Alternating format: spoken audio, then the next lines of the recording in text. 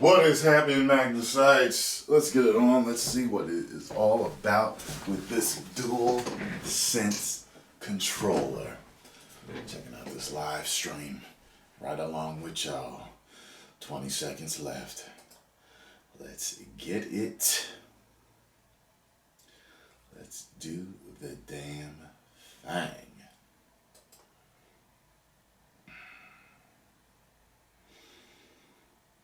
Five, four, three, two, one.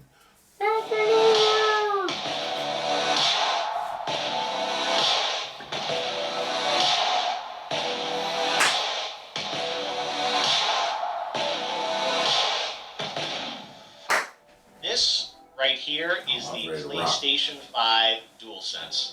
Yes, powered up because we are going to go hands-on with the PlayStation 5. Alright. Hey guys, it's Jeff Keighley, and this is a special Summer Game Fest stream. Really a special year for all of us that new consoles are coming out, and a lot of people have wondered what PlayStation 5 is going to play like.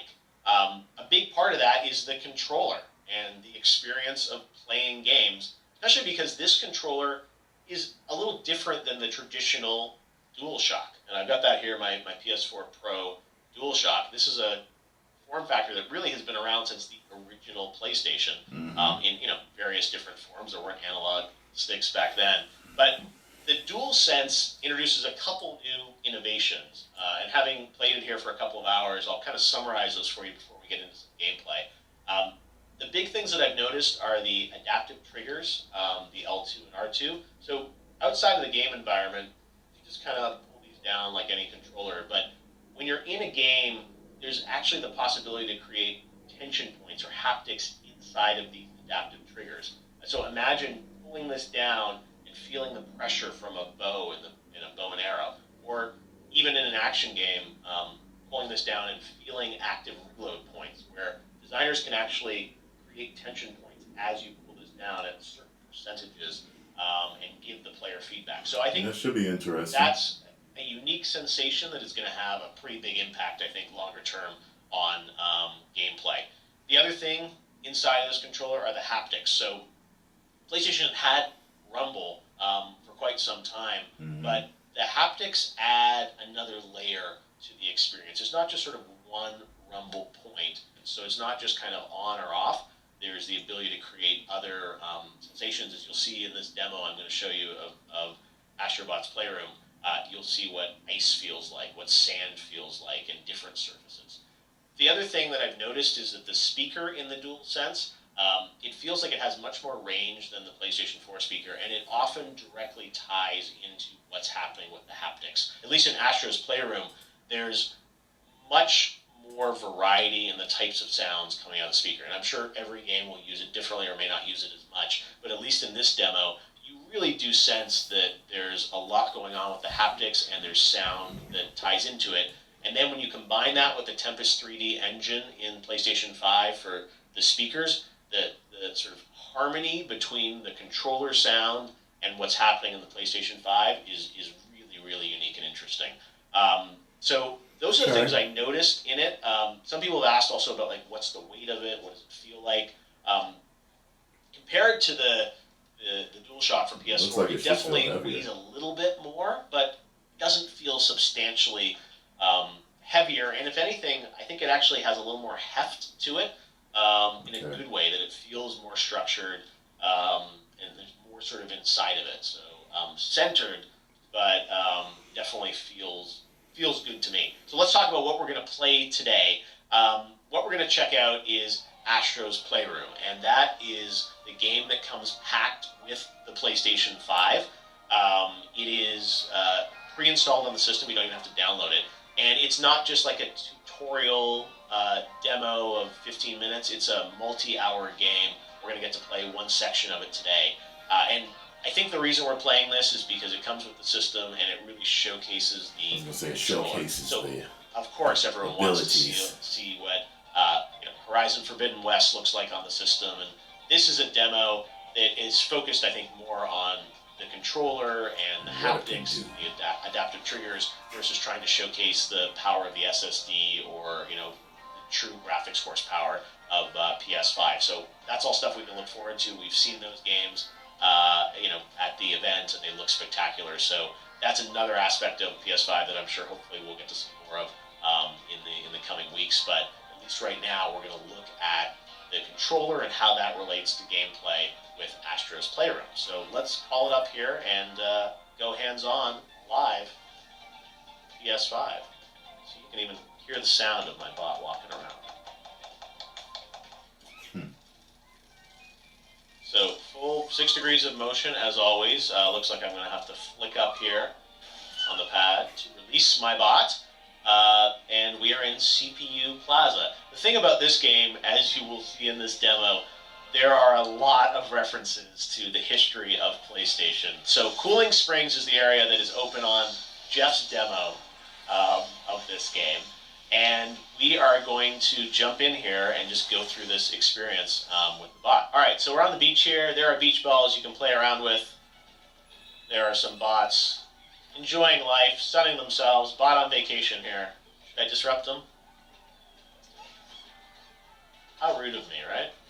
And then we're going to head on over here into this sandstorm created by, I guess, these CPU fans. And again, when you get into this environment, I'm static here, but you hear the crisp sounds of sand coming at you. There's a tension in the controller from going over this sand environment, and then you push further in. Here we are. And look, the rubber ducks are back. My thing is, remember now the duck that demos? I'm watching this. PlayStation 3, I think that was, rubber ducks. All right, so I have this suit, and I'm going to push up on the controller, zip them up. This is the frog suit. I don't know how beneficial this is shows for off us. the adaptive controllers. So I'm going to move my controller Since we left and right. can't do it and ourselves these adaptive triggers and understand are and feel, really, really but cool. And I've never felt something like this before in a console controller. it gives you a As certain you push amount down on the of, controller, there's tension now in these adaptive triggers, and it's programmable. certain amount of One thing that understanding. I think is really fun about this demo is it makes you think of how these technologies are going to be used in other games. So you think of Ratchet and Clank. I mean, obviously a lot of this gameplay similar in style to a Ratchet game. So you think of all those crazy graphics that we saw on the stream, but with this type of control and this kind of fun. So now we've made it to the frozen pool area. And here, I'm going to pull down on this. And again, you see this ice, but you hear a storm literally inside of the DualSense, and sort of a small little rumble from the haptics. Little ice shards here. As you go past every ice shard, you hear the little tink of the ice It makes me wonder I wonder if, like, if I put this up to if the it's mic, more like, this is not ASMR, this is PSMR. immersive You guys for hear you that? with Those little whatever steps? speakers they have. All this is coming out of the controller. Got a checkpoint here. Now Makes this me one, wonder. I would have to you hear actually it, have to of course, blow myself. into You know what I mean? the Again, this one, you pull back, just like a bow and arrow almost, and look, I unlocked a PlayStation 3. Because, I have a PlayStation 5. I mean, PlayStation 4 I had a does lot of this fun already. playing with We can the hear certain DualSense things from the controller. and Astrobot. So, And I wanted to get a I'm little more assuming it's a information much on better all experience. things PlayStation. So joining me now is the worldwide head of marketing at PlayStation, Eric Lampel. Eric, how we doing? Hi Jeff, how are you? I'm doing pretty good. I got to go hands on with PS5, which was a nice surprise this week. I was not expecting it, but you guys are full of surprises for PS5. It looks like. Yeah, and you're one of the first to actually touch the DualSense outside of the company and the developers. I'd love to know what you think. This is a big thing for us. Yeah, no. Again, I'm used to going to a big event and playing with everyone, but the fact that I got it here and got to play it was really special. And I have to say, after watching the event and seeing the games, I was excited. But the gameplay feels like a whole other dimension to the experience with what's happening with the adaptive triggers and the haptics and everything. So it was one of those things that I was playing Astrobot, but imagining all the other games, how that's going to impact the experience. And one thing I heard is that that demo or version of it, you guys actually shared with developers initially? That's true. So what you played is a part of a title called Astro's PLAYROOM. It was in our show a few weeks ago, and it's installed on every PlayStation 5. So everyone who buys a PlayStation 5 will get this game, and it really shows off a lot of the features of the platform, but really does a great job of showing all the benefits of the DualSense controller. So what we did is, early on, we had another version of the title that we took around to the developers that were engaged in PlayStation 5 development and showed them what was possible with a title. And it's been a great example, and it's really opened up people's minds to how they can use this new device and really the new features of the controller. But I would say when people get their PlayStation 5, that should probably be one of the first things they do, is just jump in there and experience this, because as you've seen, it's pretty special. No, we've been using the same a similar kind of form factor of DualShock for many, many generations. Obviously, adding analog sticks and rumble and things like that, and the touchpad. But this feels like it's a bit of a redesign, but I really like how it feels in my hands. And I imagine for PlayStation, when you were conceiving a PS5 and Mark Cerny was architecting it, I imagine the controller and a lot of those innovations were kind of right there at the beginning as something that you wanted to put into the system. It's true. As we've said many times with PlayStation 5, it's a brand new generation, and we believe in generations. So we want to evolve every part of the experience. And the controller is really the most intimate part of the experience. It's the extension of the player. So, we thought a lot about this, and one of the things we could have done is just iterate on the DualShock. We've done that for many years. The gamers absolutely love the DualShock. They tell us it's the best controller we've ever made, the latest edition. But we thought, no, let's go a step further. Let's see how a new generation can express a whole new feeling. And that's where the DualSense came about. So early on, it was part of the plan to evolve the experience. And, there are many parts of that experience, but this is a really unique part that truly takes a step forward in gaming. You mentioned you believe in generations. I guess it's a bit of a controversial opinion to some people about this idea that, generations are going to sort of break with the past, right? And I wanted you to maybe talk a bit about that, because it does seem like that's like a cardinal sort of virtue of the PlayStation promise, is that there is this sort of, break from the past, a new generation with a new console games optimized for that system versus kind of working across, multiple devices and multiple generations. Can you maybe give us a little bit more perspective on the controller being a part of that, but that view, which is obviously counter, we've seen Xbox saying something different around that. Why is that so important to PlayStation as a principle of the architecture of PlayStation 5? Well, specifically for us, a big pillar of our company is innovation. It's a pillar of Sony Corporation. It's also a pillar of the PlayStation company. And, we are always trying to push the boundaries. We push the boundaries of play. That's what we say internally. We want to excite gamers. We want to deliver new experiences. So as we go into a new piece of hardware, it really has to check the box on a lot of different areas to fulfill those promises. And we a lot of developers about this. We've gone out there, we've talked to people about what they want in a next generation console, and really to do that, you've got to deliver a lot. And I think what's really unique about the DualSense is that it plays into another one of your senses. But we're covering a lot of the senses with PlayStation 5. I mean, first and foremost, I'd say in gaming, for the history of gaming, the first sense is seeing it. It's all the visuals, it's the graphics. And naturally, with every generation, the graphics improve. And with PlayStation 5, we're taking a leap forward there. And then there's sound, and we're introducing a new form of 3D audio, which will be really powerful no matter what you're playing, no matter how you're playing. And then the next piece is touch. And, touch has been around for a while. We've had force feedback. Of course, we've had different types of force feedback and rumble in the DualShock, but this takes that to a whole new level. Similar to what gamers have expected from other generational chips, this brings it to a whole new place. I mean, it's haptic feedback. It's these adaptive, dynamic triggers. I mean, something no one's ever experienced before, and it really brings you closer to the game. And the biggest goal for us is putting this in the hands of developers, because developers want to push the technology as far as it can go to tell stories and really bring the gamer into their worlds. And we believe, all of these things combined, as well as all the other great PS5 features we spoke about, really lead to a next generation experience. And in many cases, we can't take everybody with us from previous consoles into that experience. You need new hardware, you need new devices to experience what these developers want you to experience. And I imagine, PS4, there'll still be games coming out for it. I mean, it's not like the pipeline stops there, but there's a sort of new set of experiences that will be exclusive to PS5, right?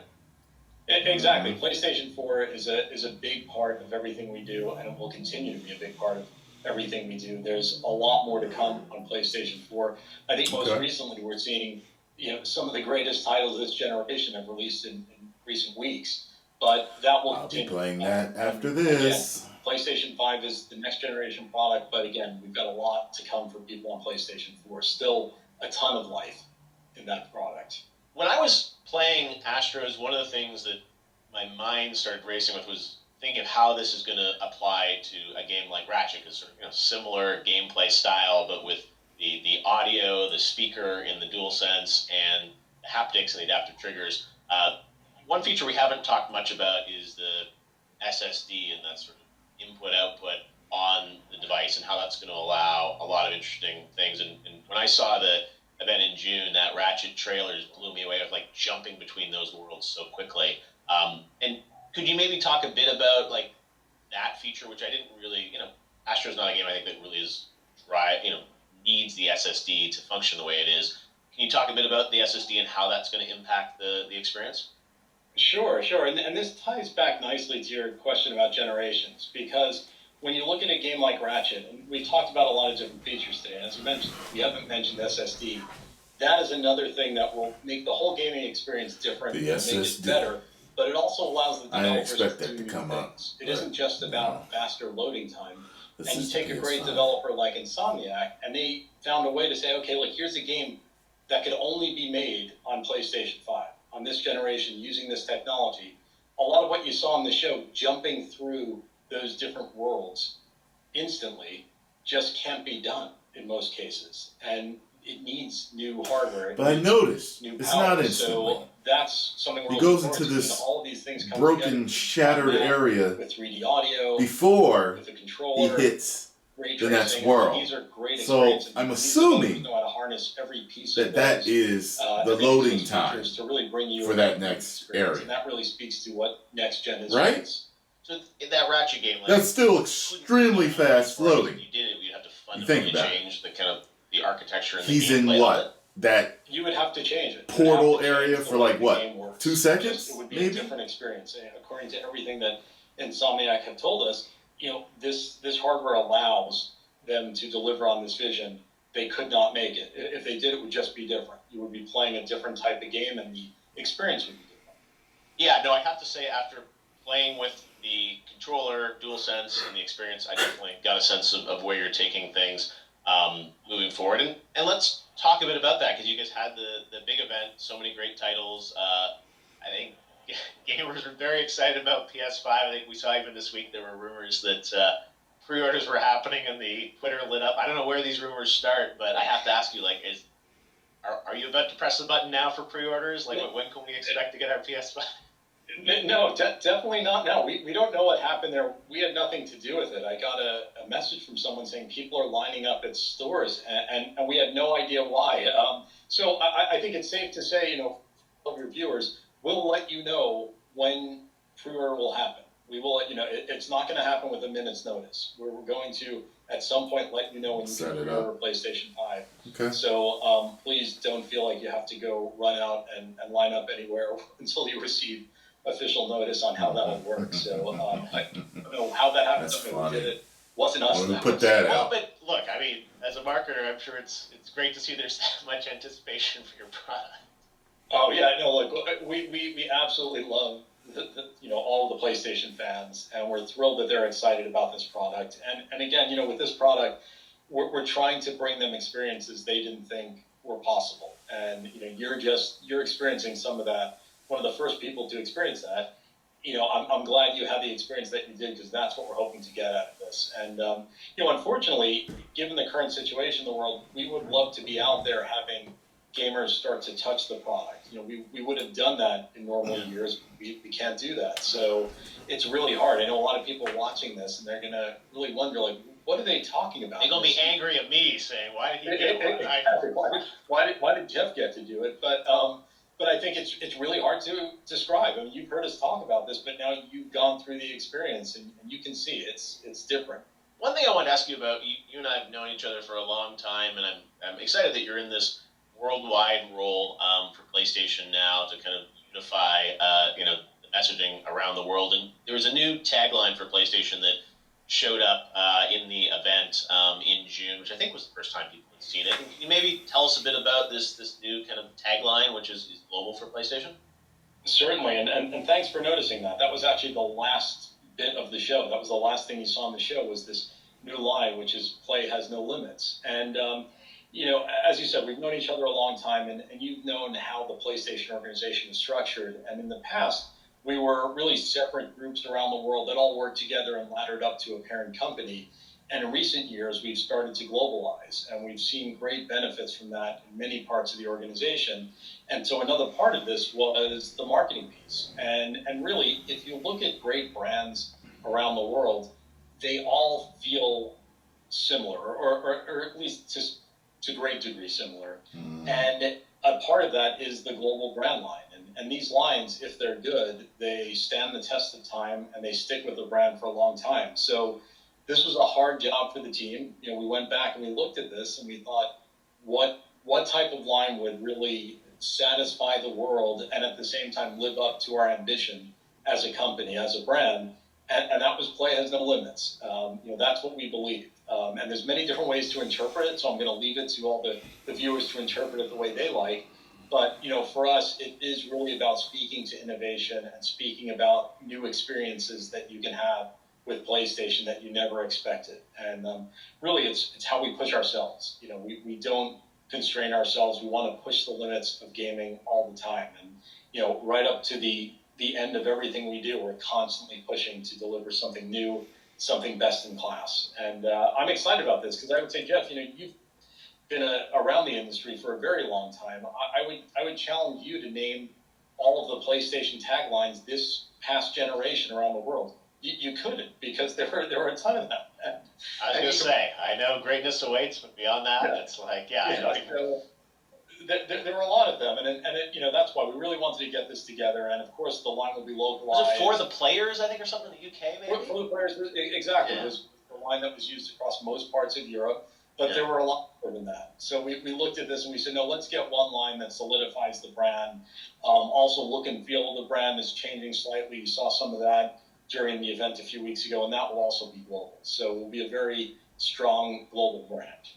Well, again, there's a lot of love for PlayStation and what you guys have teased us with PS5 this year. I think it's been such an interesting rollout of, you never know when something's going to pop up on Twitter, or the box art itself was sort of like trending when you put out the Miles box. So who knows what's next? I'm wondering if these features will everyone lose online their wants novelty. to know about, like, are we going to get other colors in of the controllers controller? or consoles? I imagine for launch it's like hard enough to get I one would out. hope but that is they that don't. on the roadmap?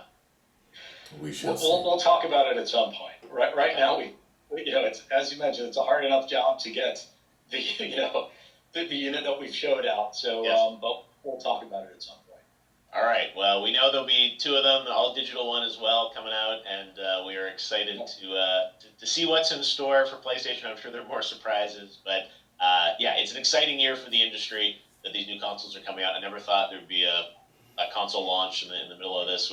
I've never think my first hands-on would be in my own place with a PS5 controller, but I'll take it. And they quickly took it away, so I don't have it anymore. So we'll check it out again. Hopefully this holiday season.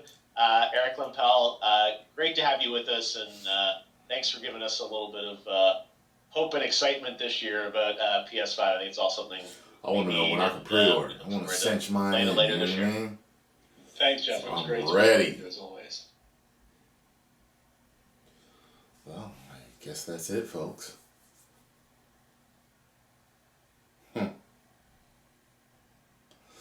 So what y'all think?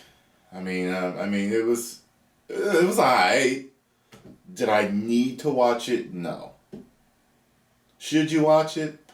If you want to know every single thing that, you can learn about the PS5 before it's released. Okay. You know what I'm saying? It's one of those things where it's like if you don't have one, it was almost, it didn't, didn't, if you missed it, it don't matter. Because you'll find out when you get the game and when you play that game. Maybe when I finally get it, this will be the first, that Astro's Playroom will be the first one that I play, just to familiarize myself with before I play whatever it is. But maybe I won't. I see a whole lot of people in the chat typing L. So I see more L's flowing by than wins, than W's. So it is what it is. Y'all let me know, alright?